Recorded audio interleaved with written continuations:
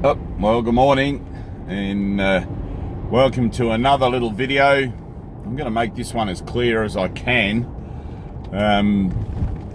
This one's about the purpose of spiritual work, and one of the things that I encounter regularly when you talk about spiritual work, you're talking about healing of the mind, of false beliefs, false perceptions, bad programming and all that sort of stuff that doesn't serve you, healing all of that kind of thing. And we don't really have a comprehensive language that we can talk to each other about these things, in. So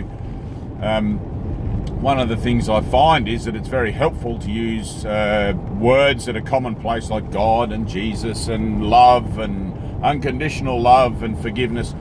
And these things, it's almost impossible to try and talk about the healing of the mind without using some kind of references for things that people sometimes have an aversion to, right? And I can understand that because of the religious connotations that some of these words are loaded with. And but I always encourage people to try and get beyond the meaning that you've discovered for these words for yourself so far, and try to make your own inroads into understanding these things and try to put your own perspective, rather than to just settle for what other people tell you that things are, including me, right? Don't take my word for anything, just totally have your own experience, and that the experience is the whole point, right? It's the whole point of spiritual work, of doing anything spiritual, is to have an experience, right? So to try and put it simply, the idea that you would embark upon a process, right? And it is a process, it's a learning process, wherein meditation, prayer, self-honesty, looking into the mirror, looking into your worldly reflections and things like that, is an ongoing thing, which can be in the beginning very harrowing and very humbling, and no one likes to see their dark side particularly. But to embark upon that process is something that you do in its entirety or not at all. You can't just jump in and take the good bits, or you just end up as some kind of wafty spiritual fool, I would say. You're just wandering around the peripherals of it's like going to a circus. You're sitting there, you leave your daily life, you go to a circus where everything's different, and you become an observer or a watcher of the circus, and you can tell people about the circus, but you haven't actually learnt to juggle, and you haven't learnt to tightrope walk, and you haven't learnt to do anything yourself, but yet you assume, because you've seen it many times, and associate with people who are in the circus, that you're also a circus person. You're not a circus person, You've got to get in and do the work, and you've got to do all the work, and you've got to get past that stage wherein the discourse with others about spiritual principles and, be here now, dear one, and all of that shit, where that sort of catches your fancy, right? You've got to get to that place where the realization that this is my journey, this is sacred to me, and no one else needs to know about it, right? No one needs to hear about it, becomes something that is true for you, right? And then when that place is true in you, it doesn't really matter whether you're telling others or teaching others. It's because you've suddenly found that core centering, if you like, or that core positioning in your own mind, where you realize that this is just for me, and I'm the one having to do this. And if someone else has benefited by that, or is able to benefit by that through my words, actions, and everything else, whatever actions moreover, then that's great too. But primarily, it's like the responsibility for the miracle worker, as it says in A Course in Miracles, the sole responsibility of the miracle worker is to accept at-one-ment or atonement for themselves, right? How that pans out for others in your family, in your friends, in your general world, doesn't matter. It'll just happen as it happens. And any attempt to force changes upon others, which is something I had this morning, somebody writing, my family doesn't want to hear this, you know. Well, it's very simple. A prophet is never welcome in their own home, and just because you found something that's useful and helpful to you doesn't mean others are ready to hear it, doesn't mean they want to hear it. Don't waste your time casting pearls before swine, and you can't lead a horse to water and make it drink. Or you can lead a horse to water, but you can't always make it drink. So don't worry about that, all right? So experience is what you're chasing, right? Now, I put up a post this morning about the here and the now, forget about the past, the future, and just focus on the present, right? Wherein, if you're honest, you'll realize that you can't find the present moment in your conscious association with yourself and the world, because as soon as you examine it, as soon as you look at what's happening now, it's always over, it's always gone, it's always done, and you're always in the new now and trying to examine that, trying to hold on to it, trying to grab a hold of what it is, so you think you can experience that. You can't experience it. The thing that is experiencing it is the mind, which has already experienced it. This is a tricky one, which has already experienced it because it is manifesting it, right? The mind projects the meaning out onto everything that it thinks it sees through the receptors, the body's eyes, ears, everything else, projects the meaning out onto all that stuff. And by the time you analyze the meaning that you've given it and judge it and fit it into your thought system to decide how you're going to react with it, that moment's already passed. Can you see that? It happens in the blink of an eye so quickly, right? Which is why you cannot find the here and now in relationship to your physical experience of self. You have to have that experience as your spiritual experience of self. And to do that, that's where meditation and prayer come in. Prayer for the healing of the mind that believes it is separate from the whole, because the external experience is one of experiencing separation. It will always be that way, no matter how much work you do, no matter how much of the happy dream you experience, let's say, and align with through your mind training. Any attempt to locate yourself external to others, even in a teaching, learning, curriculum sense, will take you out of the now, out of the present moment. And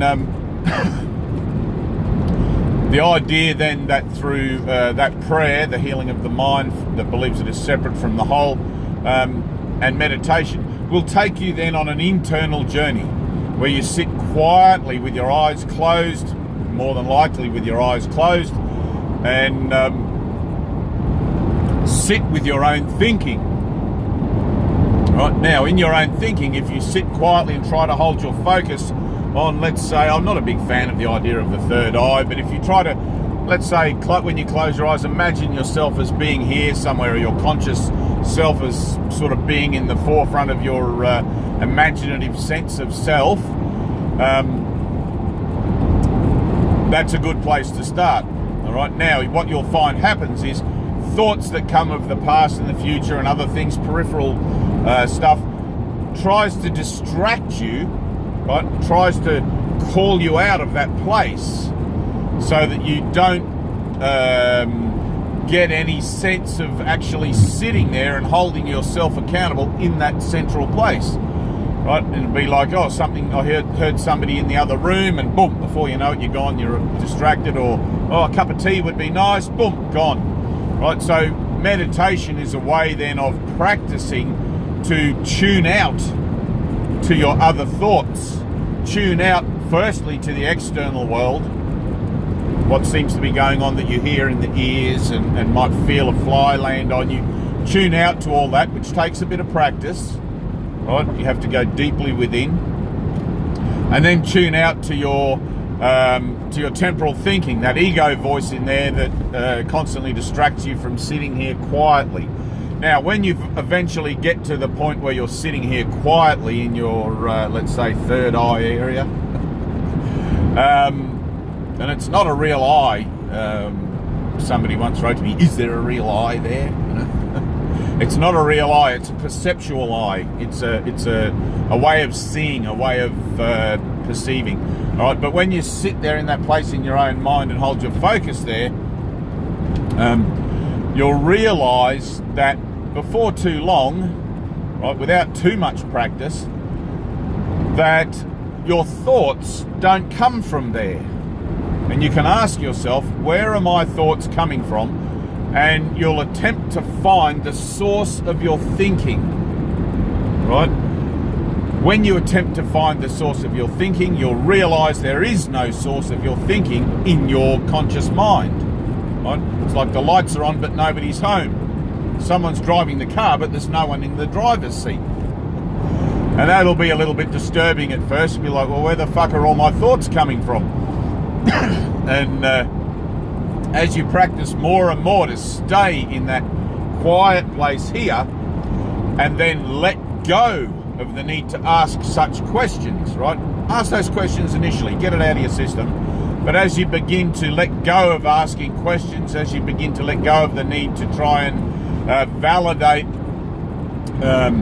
where your thoughts come from and who is this voice in my head, what you'll find is that voice, that talking, that conscious language that you use to examine things in, just sort of drops away, right? And you'll find that you have little moments where there's nothing, there's just silence, and you're just sitting there as a kind of presence, right? You'll be sitting in your mind, let's say, and sitting's a funny word, but you'll be in your mind as a kind of just pure awareness of self, like not the true self, but pure awareness of a presence of self, you know, like an I am, like, which is what a lot of people like to, oops, I'm speeding, which is what a lot of people like to refer to it as. When you sit there, you just sit in the I am space and allow that to just be a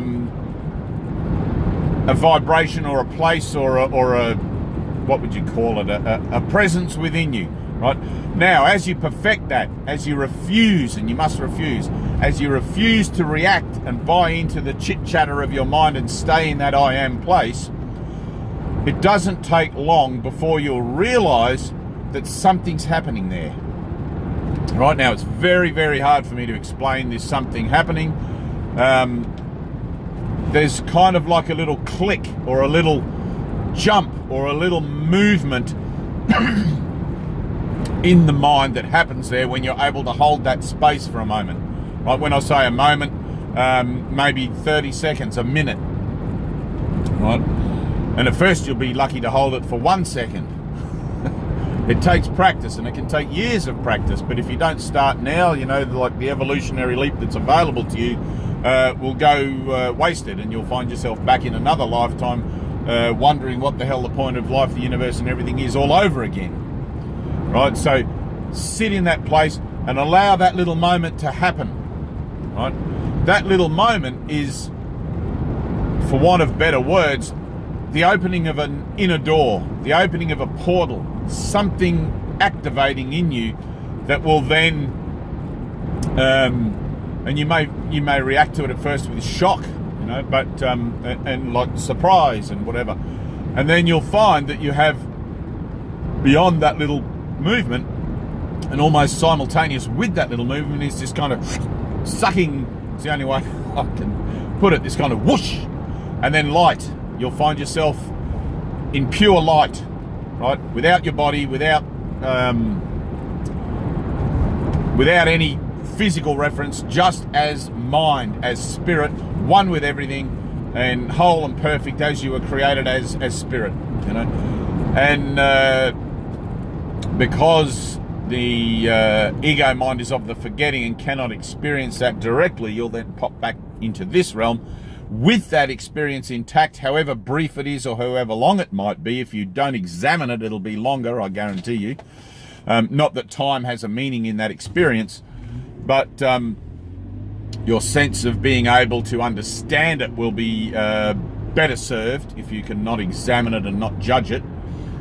And then you'll find that the more you practice that meditation, that going within into the light, that those moments are cumulative, right? Those moments add up in your consciousness, which give you a weight to that experience, which give you, let's say they tip the scale, they add weight to the scales of disbelief that you have about the part of life that you can't see, can't touch, which is what we take on faith as God, right, or as universal consciousness. And that weight will add and add and add every time until finally you tip the scales of believing that you are a body into one of recognizing and accepting that, hang on, I am spirit. I've had so many of these multiple little light moments or holy instants, and that happens in what we call the miracle level of mind, right, which is below the subconscious, that you'll no longer be able to doubt it. At first, you'll have your first experience of light and you'll say, ooh, what was that? There was a flash of something happened in my mind. And of course, it may be accompanied by initially quite severe, let's say, spasms through the body or any kind of physical phenomena, because the body is made as a defense against the light. The body is made to enforce and reinforce the idea that you are a body and that you are doomed to die and that you are a victim of the world, right? And the spiritual path, of course, is designed to liberate you from those false beliefs and to restore to you the memory of your truth, right, or the truth of your identity, which is spirit, one with God, one, part of a whole, and we're all connected in that. We're all one. So there's a lot more to it in a certain sense as far as the mind training part goes, and that's why I always refer people to the incredibly miraculous book, A Course in Miracles, and you can get that online. Just Google it, A Course in Miracles, which will take you through 365 lessons, one lesson a day for a whole year, of retraining your mind to let go, firstly, of the way you think things are, the way you've conditioned yourself to believe things are in association with yourself and the world, enforcing that identity. And secondly, to give you a new sense of self that will support and pad out and make sense of the experiences you have through those meditational light moments. All right? So throw away your tarot cards, chuck out your crystals, put your beads in the bin, all of that sort of stuff, and take the journey totally internally, right? This is the last step. All that other stuff that you've come to, and I have a lot of people write to me and say, oh, my cards told me this. Well, of course they do, because your cards are a reflection of your state of mind, right? Everything is already preordained in the physical sense, and you can't fuck it up in that. And the illusion of free will is what keeps you in the idea that there's a possibility that there's something you can change out in the world. There's not, right? Death awaits everyone and everything here in the world, but it's not the death of anything that's real, it's the death of a total illusion, or the end of a total illusion, which results simply only in the remanifestation of a total illusion. Why? Because energy cannot be destroyed, it can only be changed. And the only thing you can change is your mind, and the only thing you can change your mind about is yourself. All right, well, I love you. That was a good one. Watch that again. I love you, and good luck. All right, good luck. Take bold experiments with your spirituality. Let your faith be something that, let it be confronting, let those little leaps of faith you take in your life with just your average everyday things lead you to bigger ones, bigger leaps of faith. And just remember, the power is within you. It's not out there. All right, catch ya.